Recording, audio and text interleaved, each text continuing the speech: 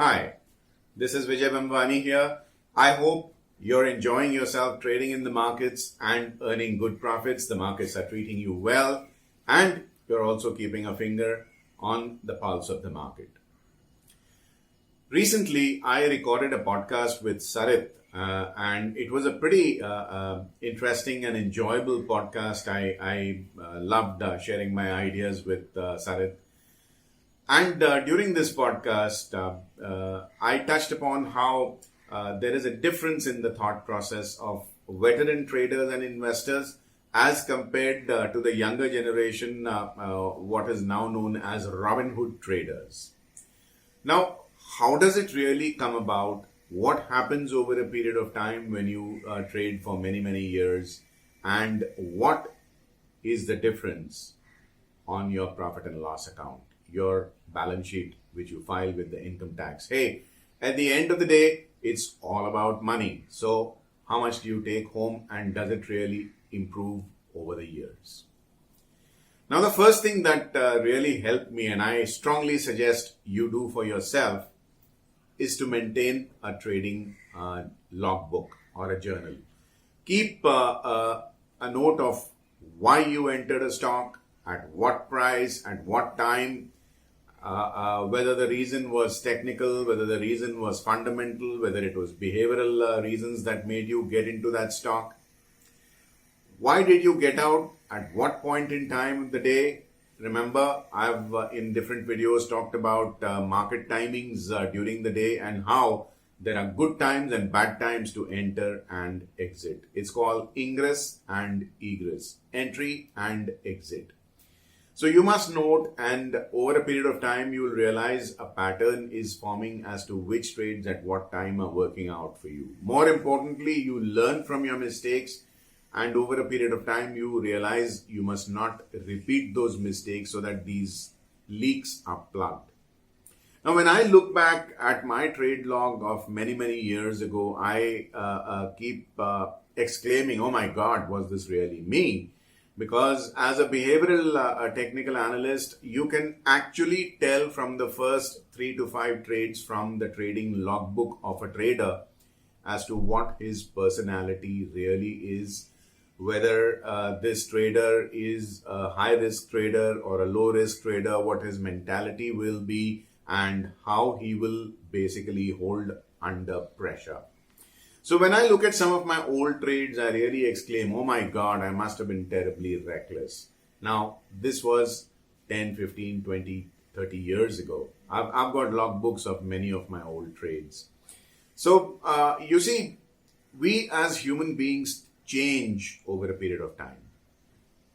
For example, let me just share with you something that I was sharing with a friend. Said, 30 years ago when I saw a beautiful girl, I said, wow, what a chick. Will she go out with me for a date? Right? Now, when I see a beautiful girl, my mind says, wow, what a beautiful girl. I hope my son brings home a beautiful daughter-in-law like this. I'm the same guy. My thought process has changed. What I want out of life has changed. Obviously, my trading style will also have changed.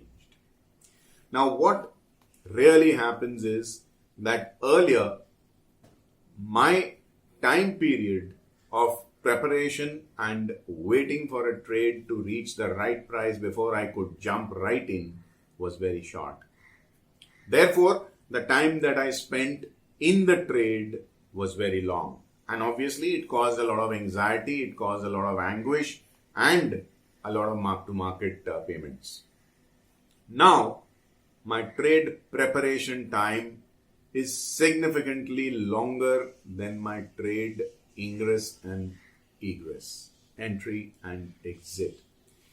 In a recent video about how to be a better day trader, I mentioned that the fastest I've ever gone in and out of a trade is 16 seconds. Of course, it's more of a factor of chance and luck also than my intelligence, because the market was just in a willing and obliging mood.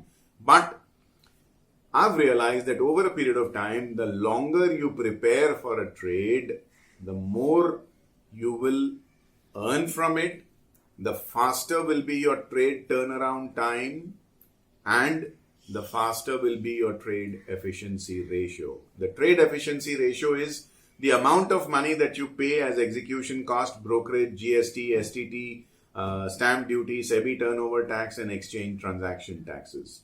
So, ideally speaking, a good trade should give you a minimum reading of a trade efficiency ratio of 5. The higher, the better. And this all comes from preparation. This comes over a period of time. It takes a while in happening. Just like any professional athlete, where it is said that you take up to 10,000 hours of practice before you can reach championship level. It will take you time before you can become an expert batsman in the markets. Any asset class, commodities, currencies, equities, F&O. So, over a period of time, what will happen is that your personality will change. And secondly, you will come in touch with yourself. You will realize what you really like doing and what works better for you. There are some traders who like trading a breakout of a range. There are some who are good at catching reversal points, bull to bear, bear to bull. There are some who basically like to trade within trading ranges and don't mind scalping for 15, 20, 30 paise of a price move.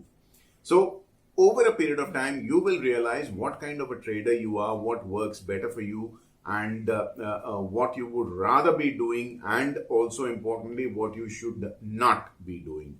How to get in and get out fast. Planning period does not cost you money, but remaining in the trade for long enough times does cost you money. If you ask me, that is the difference between a professional trader and a mediocre one. A mediocre trader is in a trade for very long periods of time. Obviously, the trade is not working in your favor. A very professional and very expert trader who's thought things out, as long as the trade is going in his favor, knows he must get in and get out ASAP. So, who do I really like? Do I like the Vijay Bhambwani at age 20, or do I like Vijay Bhambwani at the age of 54?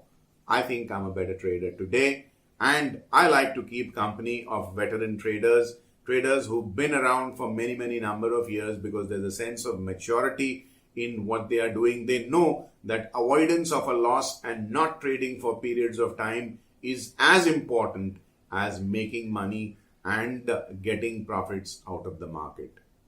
Just as James Bond says, anybody can pull a trigger, but a good operative knows when not to pull one. That takes time in coming. So keep at it. Just like my previous video a couple of months ago was Lord Indira's curse.